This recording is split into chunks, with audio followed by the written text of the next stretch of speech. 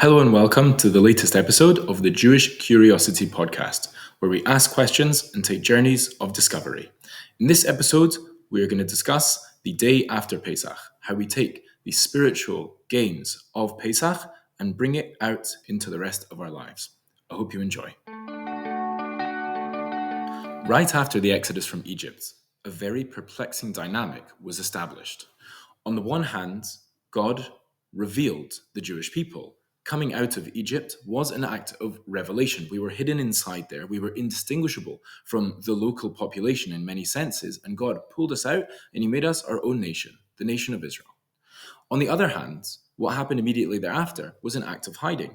God took that newly revealed Jewish people and He put them inside His clouds of glory. If you had been there as a spectator at the time, you would have glimpsed the Jewish people for a moment, but then thereafter, you would have been able to know that they were there, but you wouldn't have been able to discern them. This is not just something which occurred after the original Pesach. This is something which is meant to occur for us today. This is the model of Jewish living that we are meant to make a reality for ourselves. That means to say, spirituality is hiddenness. We find that things which are spiritual, the soul, angels, they're always invisible. So we like spirituality and we like hiddenness. We want to remain hidden. On the other hand, we have to admit that there's a time and a place where we have to be public. On the one hand, the very practicalities of everyday life in order to have a job, in order to go to work. On the other hand, even in the spiritual and religious realm, to daven with a minyan, to pray with a group of people. All these things are things that we need to do. So does this mean that we must be public and therefore compromise on our hiddenness and, by extension, our spirituality? Must we compromise? Fascinatingly, the answer is no. We don't actually have to compromise. There is a way. It's hard, but there is a way to be both revealed and hidden at the same time. I want to give you two examples, and these are actually two brothers. The first brother, this was about a year and a half ago, he turned up at our door. Now, that's not in and of itself so surprising until I tell you that we live in Israel and this person lives in a different part of the world. And he just turned up at our door unannounced. What was going on? What had happened was that we were indeed a year and a half ago in the aftermath of the October 7th Simchas Torah massacre.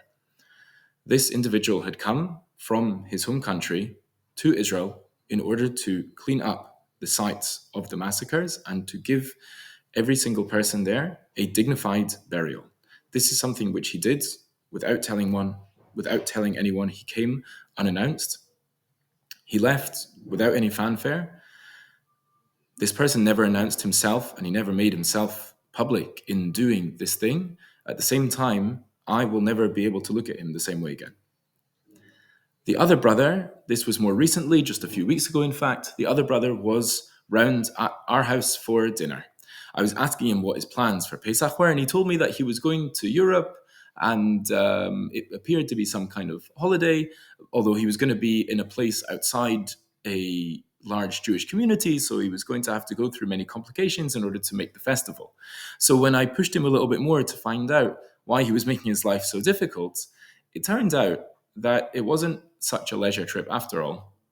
In fact, he had a friend there who was terminally ill, and he was going to spend Pesach with this friend, and he was going to do the Seder for him. This is what it means to be a Jew. To be revealed and yet hidden at the same time. People like these brothers, they achieved this duality. They are living normal lives. They're out there. They're in the public realm doing the normal things that people do.